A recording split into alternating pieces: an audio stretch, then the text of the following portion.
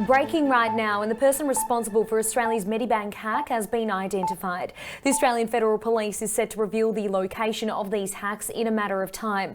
It follows a third wave of health data being published online. The information relates to people's mental health and drug and alcohol use. Around 240 people were identified in the file, which was titled Boozy.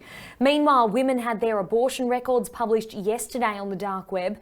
Medibank is one of Australia's largest health insurers, who are now in the process of contacting affected customers. Okay, and for more analysis on this, let's bring in Peter Coronius, who is the International Vice President of the Cybersecurity Advisors Network. Lovely to have your company today. How much of a breakthrough is this, and why does it matter? Actually, reasonably unusual to have so quickly identified the perpetrator. Indeed, it is the perpetrator. I imagine that with the level of public scrutiny and the concern of government, and in fact the nature of the information itself, there was a redoubling of effort of many of our federal agencies to mobilise, indeed with their international counterparts as well, to try and hone in on where this attack actually originated, who's holding the data. I mean, the Federal Police are set to reveal the location in a matter of time. Have you heard any inside scoop yet as to where the location may be?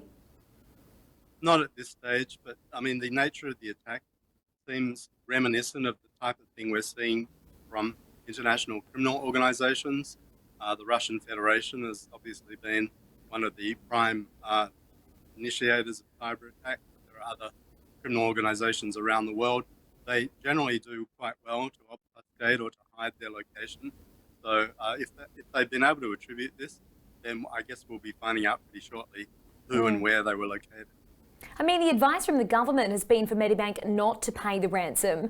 Are there any cases where paying the ransom is a good idea? Yeah, it's quite a complex question. My short answer is I think that it's not black and white.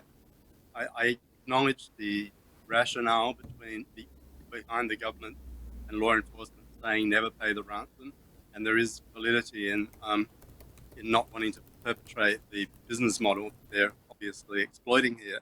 But there are going to be instances where it may actually be not an irrational decision to pay up, particularly given the nature of the data concerned, the kind of damage that the organisation is likely to face reputationally as a result of the hack, and the downstream consequences. So they always have to perform a bit of risk calculation. It's definitely not a simple, straightforward question. But I would say that there are organisations in Australia and worldwide that are paying ransoms, have been paying ransoms, and part of the reasoning is that they've thought through what the consequential overall impact will be on both the affected customers and also the organisation, and they make a decision based on that. Peter, I mean, as a female in particular, I can't imagine if I'd have had an abortion and that information was out there for everyone to see. I mean, how traumatising to a situation that is already horrible for a female. Why aren't businesses ramping up their security? How is this happening given the nature of data that they have? Absolutely. Couldn't agree more. I think it's horrendous. The attackers are being very, very strategic here. They are actively going after health-related information. From what I hear, it fetches over 50 times the regular price of the data that's released on the dark web, largely because of the sensitivity of the information and also because they believe they can exploit it down the track.